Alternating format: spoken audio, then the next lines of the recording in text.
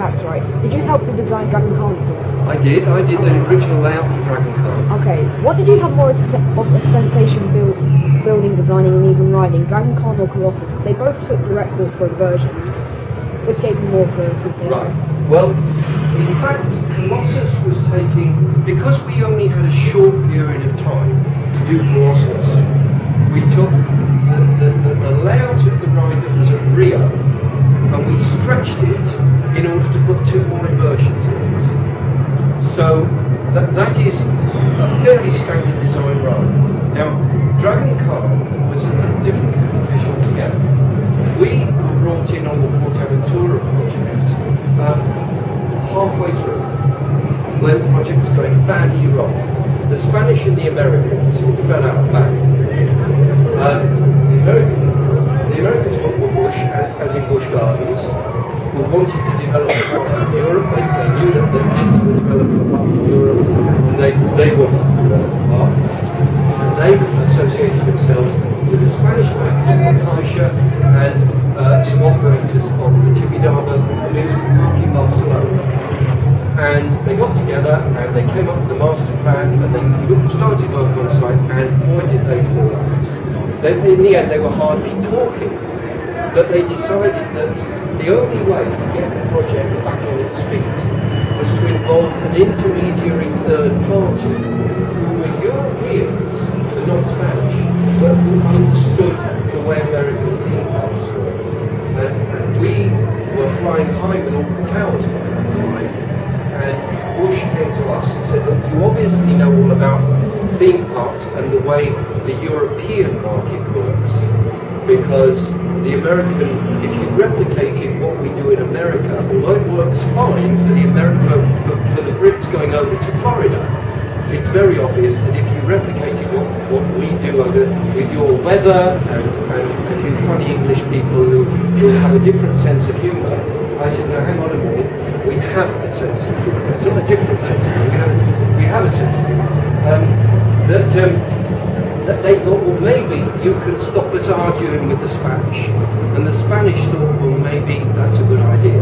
So we moved into Portaventura, and they'd already started clearing the sites. They had already signed the contracts for the Rapids ride and the Shoot ride, the Tutuki Splash ride, and they were about to sign the contract with Vekoma for a multi-inversion roller coaster that was going to be, so this was Williamsburg, to Busch Gardens in Williamsburg. Well, there is a ride there called the Loch Ness Monster, which is an arrow looping coaster, and the main feature is that 2 of the loops interlock, and you've got a set of block rails between the 2 sections. Well, that's fine. The concept is, isn't it wonderful to see the trains doing that through a loop? But of course you've got to dispatch your trains at exactly the right time. You only need to have a slight delay of someone getting in or out of the train, and that wonderful sort of image of the trains, it doesn't work. And what's more, Bush had done this ride about 12 years previously, and they were proposing to build almost that self-same ride at Portaventura, because it was dead easy for them to do. You know, they could just pull out the drawings and give them to Vekoma and say build it. And I said, hang on, I'm not happy with this. The signature ride is going to be a replica of something that you built about 12 years ago in your park, which doesn't really work in any case. And I said, don't sign the contract. Now, we had just built Nemesis at Alton Towers. We've got a very, very good relationship with B&M. They were a wonderful company to deal with. And I phoned up Walter and I said, Walter, we've not got much time. Could you do a lock at Portaventura? Really big ride with a load of inversions. Let's try and get the world record for inversions. We've got a sensible budget. Can you do it? And he said yes. So the result was Dragon Kahn, which for quite a few years was quite a sensational ride. It's obviously been topped now. I've not seen the new movie yet, but so that was how Dragon Kahn came about, and it really, I felt that Dragon Kahn was a beautiful piece of engineering, being ever superb engineers, and I think they did a great job. So that's the story of Dragon Kahn. All right. Yeah. If we just go back to your relationship with B&M and Yes. the other companies, I'm from an engineering background, so I'm quite interested in knowing how you work in those companies to get your designs built, and if they ever say, you can't do that, that's not possible. Okay. Well, when it comes to creating rides at our theme parks, the first and most important thing that we consider is safety. You know, that if it's not going to be safe, forget it. Don't do it. Don't even think about it. Now, as I've said, the finest company in the world is B&M. The finest engineers in the world in general are Swiss. And people say, well, why roller coasters in Switzerland? It's a funny mixture. But when you think about it, the Swiss have had about 150 years in getting people with skis on, going up Alps, through Alps, round Alps, down Alps, in ski lifts, funicular railways and all that sort of thing. So they're very good at taking vehicles and kind of doing stupid things with them, riding them around, but safely. And the Swiss, being the Swiss, don't mess about. Everything is dreadfully expensive, but it is the best.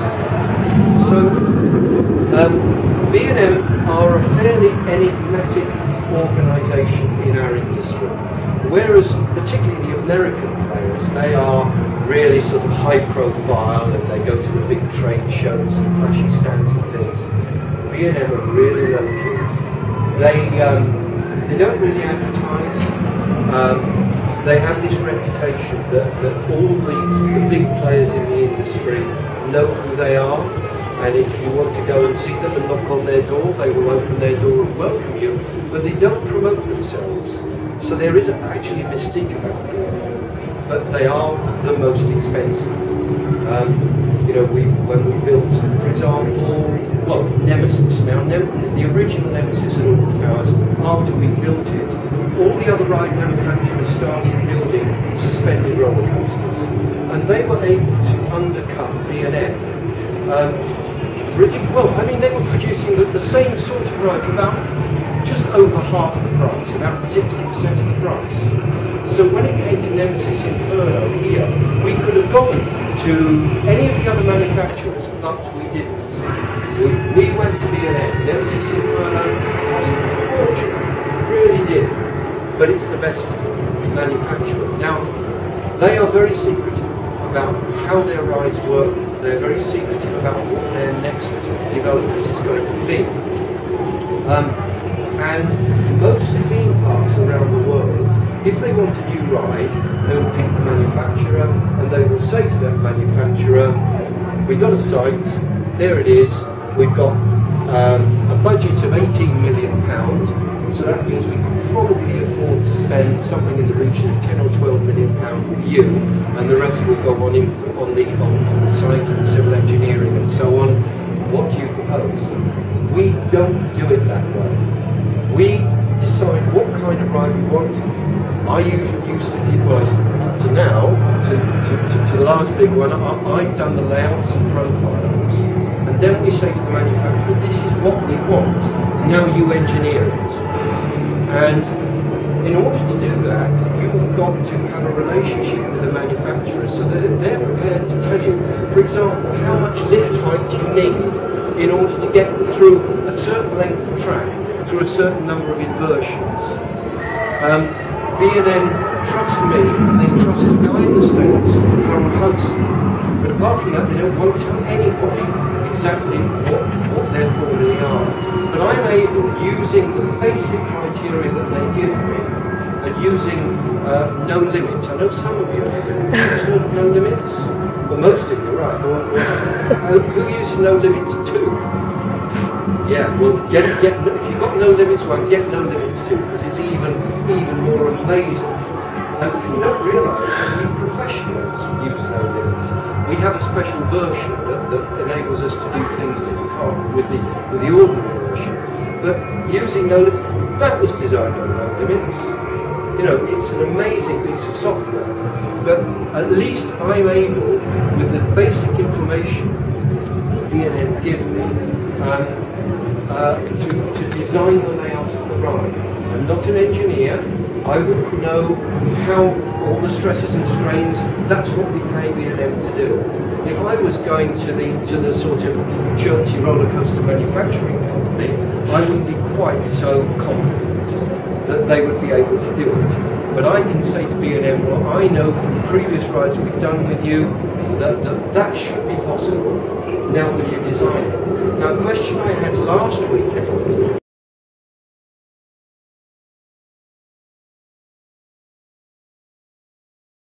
Yes, it's interesting. Herr Stengel is in actual fact the master of doing the clever mathematics and the calculations.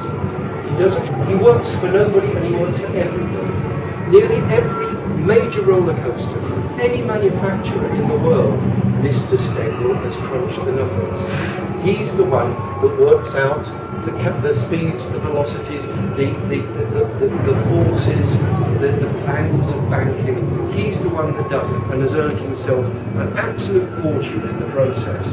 So even B&M use Mr. Stengel for doing their sums. So I discuss with B&M layouts. They then work with Stengel.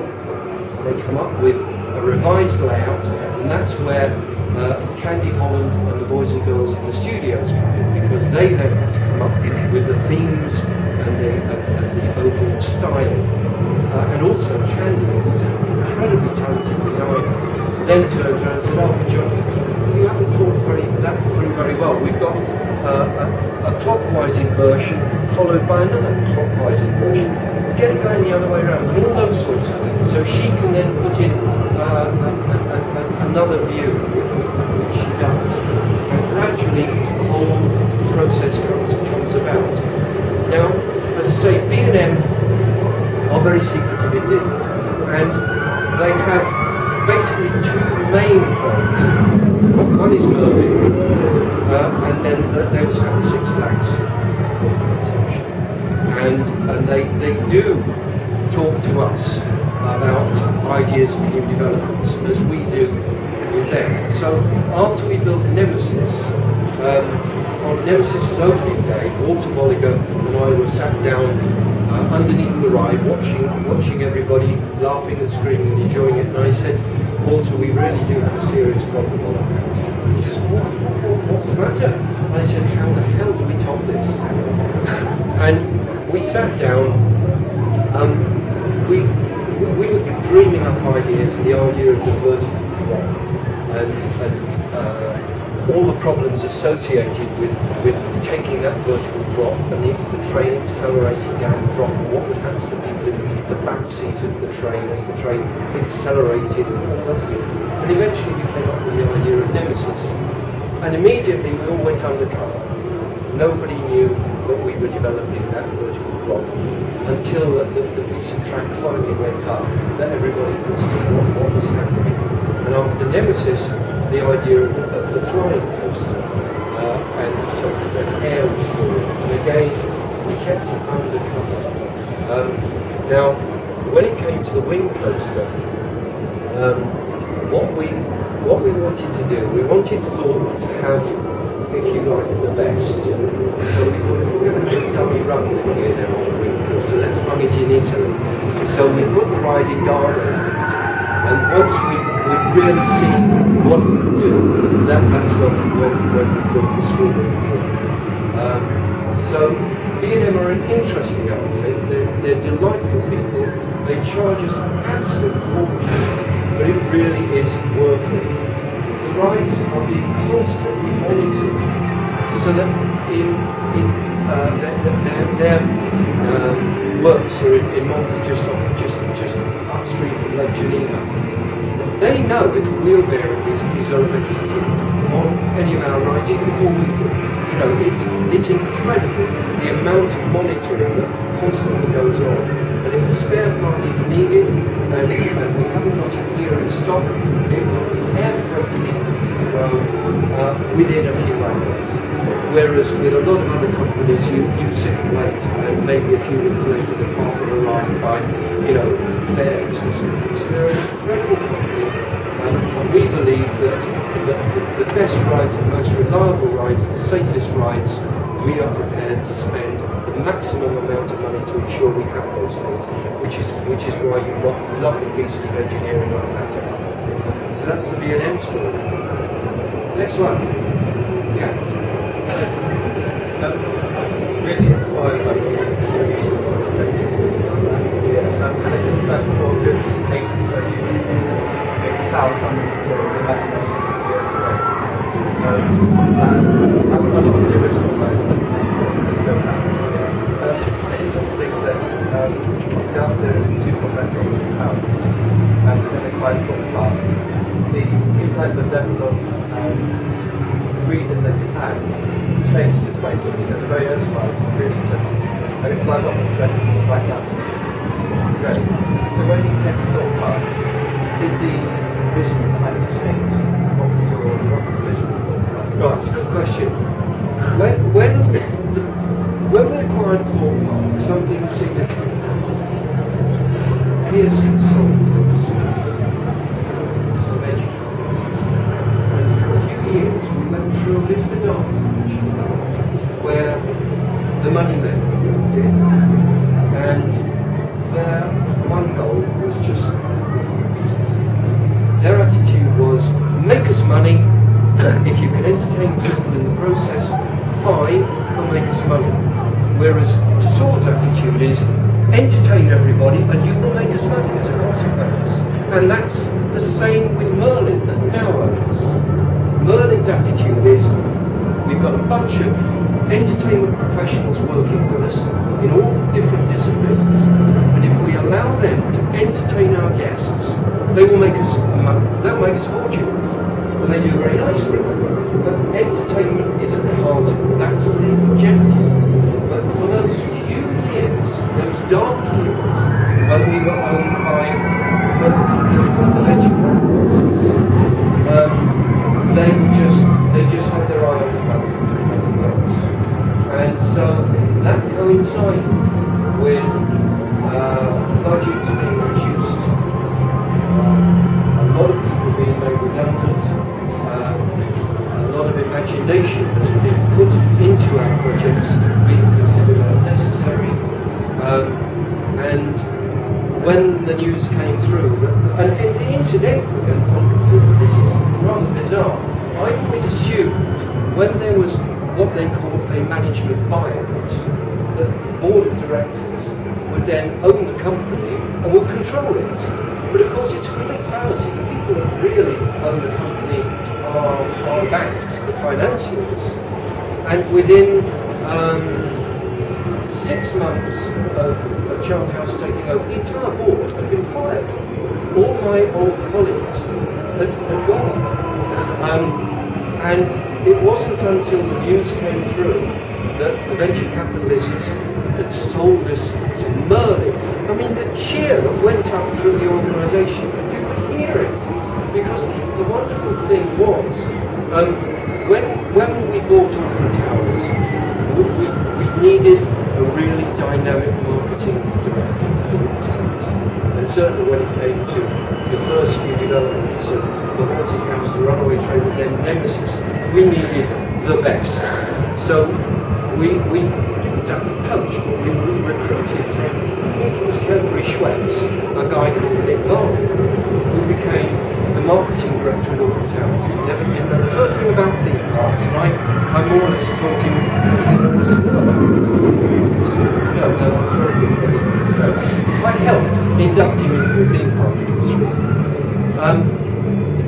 Nick stayed around within the organisation for about 3 or 4 years and then moved on, and eventually formed a company called Varden, Sea Life Centres and so on, and became Merlin.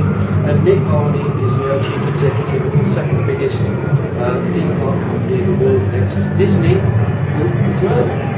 In terms of total attendance, we're only second to Disney, but in a few years' time, the rate at which they're going, we're going to overtake Disney. So suddenly, we're owned by Merlin, my old mate Nick Varney. Nick, as far as his ideals were exactly the same as mine, I knew we were back in safe hands. And literally you can see say almost to the day when the takeovers took place, this wonderful change of attitude. That came a totally different ethos. And I think it's true to say that what you see here, the magic that you see here is back again. And the magic you see at Auckland, the magic you see at Chessington, and at Legoland, and all the other attractions in Britain and Europe, and of course now in the States, is thanks to Merlin. So that's basically the story and how this change of ethos occurred. And we did go through a pretty miserable period for a few years. But as I say, the day that Merlin took over, you could hear the cheer go around the organisation, and it's a cheer that was well deserved, it really was. And the next. For someone who's about to choose their A-levels, what sort of education or training I've path asked that question so often. would you recommend? I mean, there are a number of ways of looking at this. You can either go into it from a technical standpoint, from the engineering standpoint, or you can approach it from a marketing standpoint, or you can approach it designing from the entertainment industry. There's no obvious easy way. The other way of doing it is to get yourself a job in a theme park, either in your school or college holidays part-time, or get on the bottom rung and work your way up. A lot of people that work here at Thorpe Park have started off as, Neil, you were a ride operator. Yeah, I started at Chessington, just operating the rides, just for a summer job really, because I wanted to do it, I loved it so much, and then progressed up into management, like I briefly said earlier. Very fortunate to be involved in ride projects, getting to kind of know the work that goes on, the work that John does, as well as managing the teams that work on it, and that all came from just wanting to work at Chessington to operate some rides, because I was a theme park enthusiast, so if you have a passion and you feel very strongly about that, and if you get the opportunity to get your voice heard, who knows what can happen. I've been there, it's my 10th year this year in the group, and me and John were talking about it earlier and kind of reminiscing about it. It's been brilliant, but most of the people that manage this park and most of the other parks now started doing exactly that, starting out on the kind of shop floor, so to speak, in a seasonal role, just progressing upwards and enjoying what they do. If you enjoy what you do, it's going to come across, you're going to be able to get your voice heard, and who knows where it can lead. It's quite remarkable when you look at the management of our parks and you see that a lot of those people have worked their way up from being humble ride operators or even litter pickers or whatever. And how long has Mike Vallis worked here? Years. Mike Vallis started out again in a seasonal host role. He's now our divisional director or park manager. He's managed Chessington out here. Years. And of course the beauty of Merlin is because it's expanding all the time, the opportunities are increasing. It's not as if you're all working up to the top of the same pyramid and you all bump at the top. It's expanding at an incredible rate, and it's fantastic. When I look around all our attractions and think, hang on a minute, I can remember when you were. Look, take Henry Howard with Norton Towers. So many of our senior management, Mark Fisher is a good example. Mark Fisher, I can't remember what Mark's official title was, he was head of theme parks for Merlin. Within the head of all the Merlin, he was once Henry the Hound that walked around Norton Towers. So, and what's more, the reason why he's good at doing what he does now is he understands the grassroots of how the business works. Just as I did, I wandered around in a sweaty old costume character suit many a time. I wandered once at Chessington, I was in the pig costume and someone set fire to my tail, and I was like a walking time bomb with this little wiggly tail on fire. I mean, and in order to really enjoy this business, you really have got to get in there. I was saying to someone just now, ride, and said, well, you're going to be able to get on the ride without queuing, and they said, oh, well, it must be great because you could go on any ride you want without queuing. That's not true. When I I bring my family to our theme parks, we join the queues like everybody else, because that is part and parcel. I've got to know what it's like to stand in a queue. Awful as they might be, I'm not pretending that queues are lovely things. We really encourage queues. They just happen to be a way of life in the theme park industry. We do everything we can, A, to reduce the length of the queues, and B, to keep everybody happy with the queues. But at the same time, they're there. And if I swan up with my family and go in the exit and get treated like a VIP, how on earth am I going to get myself into the minds of everybody else? I've got to know what it's like, you know. So it's very important that none of us have our heads in the clouds. But the opportunities for anybody that seriously wants to get in the theme park industry, particularly with Merlin. Now, I won't go to necessarily other parks around the country, although there is a degree of movement from other parks that aren't part of the Merlin group. There is, if you have experience of ride operations at Oakwood or Pleasure Hills or Blackpool Pleasure Beach, well, of course you can then apply for a job over here. But certainly within the Merlin organisation, you can work your way up through operations, or if you're interested in the engineering side, mechanical engineering, civil engineering, electrical engineering, computers and IT, you can come in with that kind of knowledge under your belt and enter the organisation. Or you can do it from marketing, or from retailing, or from catering. You know, there are lots and lots of opportunities. So it's really, in answer to your question, it's really a case of the opportunities are there. What facet of our industry interests you? So now you answer that. What facet of the theme park industry really interests you? I'd like to, if I could, get a job in like design or theming for the roller coasters on an artistic side. The artistic side? Yeah. Right, well in that case, I suggest that you go to art college, become maybe a theatre designer, stage designer, something like that, exhibition designer, and work your way up that way.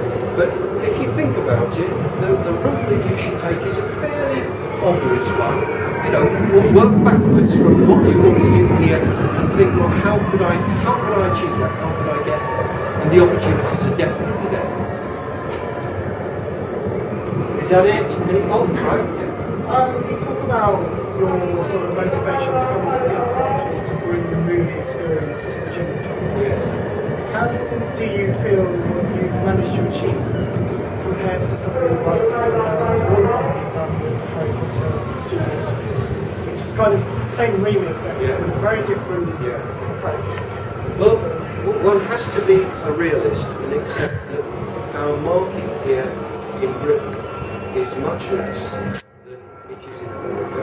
Our climate doesn't allow us year-round operation, and unlike Paris Disneyland, that calls on about 5 nations as their principal market, you know, we are more or less stuck with our domestic market.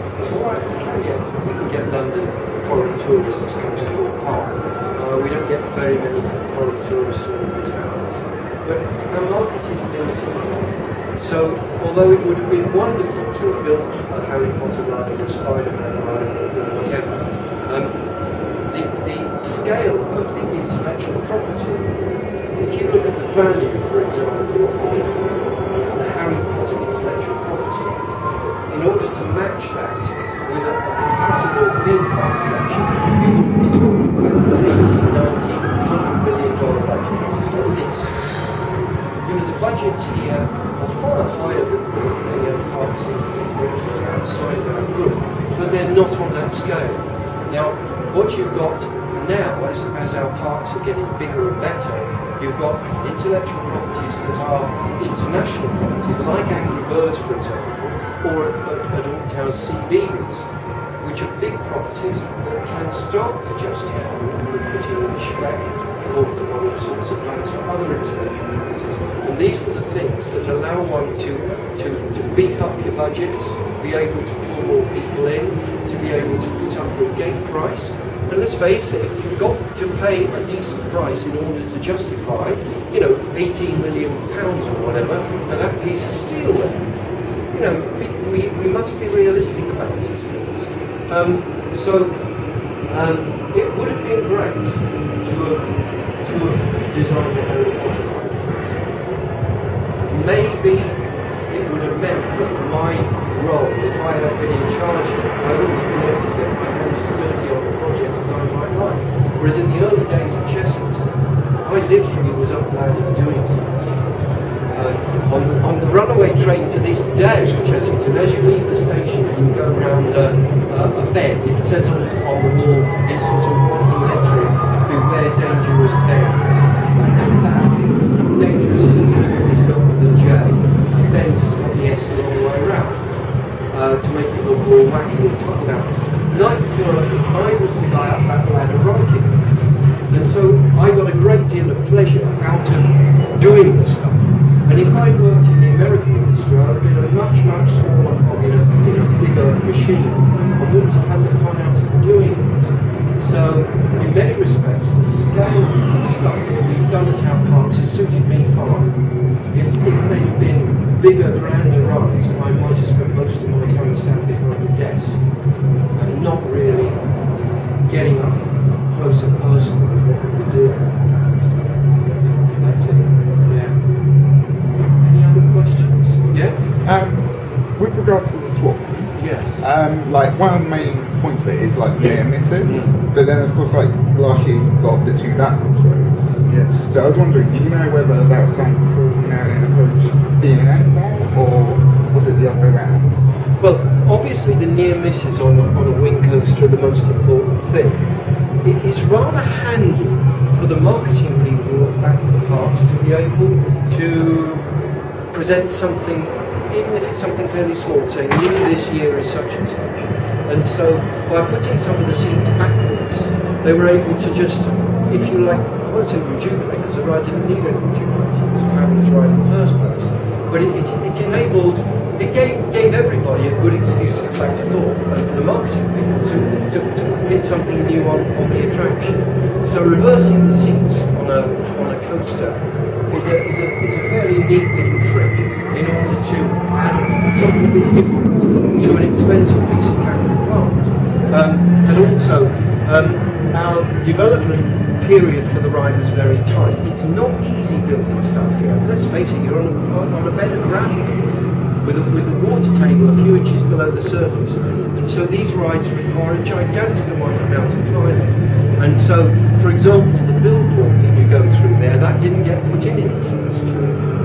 You know, Merlin and their financial backers have invested vast amounts of money and they need to get a quick return. There is no question of the ride opening late. It will open on time. And so we realised that there were some things that we couldn't put in year one. But the good thing is you can then put them in year two and just refresh the product a bit. And so that's what happened. And by adding the backward seats, it means those that want a bit of added thrill. I personally hate rides. I've had to do it too many times in the good old days before small cameras. When we first bought Nemesis, we had to have a big camera for all the television cameras with a camera on it. And invariably, if the film crew turned up, we didn't have time to put the rig on. It would be the cameraman would say, "I'm going to go," and I would be the poor guy that had to kneel on the seat facing backwards with the harness over my back. We have to allow it down because it was holding a great big television camera, and for safety they'd sort of lash us all together, me, the camera, and the one with rope and everything. And I would have to ride those rides backwards, over and over and over again. And also the other naughty trick that we did, and I'm going to admit this now, again we wouldn't dare do it, but you know, in the film producers, they sell 50% shares of the film to about 20 different lots of people. Well, we were very naughty and we actually not sold, but we agreed that the very first ever ride on the ride could be done by about 5 or 6 different televisions. So the very first ride ever was on Blue Peter, but it was also in the sun, and it was also on Tomorrow's World. So we cheated. Again, we wouldn't dare do that nowadays, of course. And again, when it came to all those first rides, I was the poor guy that had to be. You go on YouTube nowadays, you look at Nemesis, and it's the same with this. The number of times I had to do with Nemesis Inferno, you know, those rides, round and round and round. There's no way I could do that. But, you know, does that answer your question as far as rejuvenating the product in a very, very cost-effective way? Extremely cost-effective.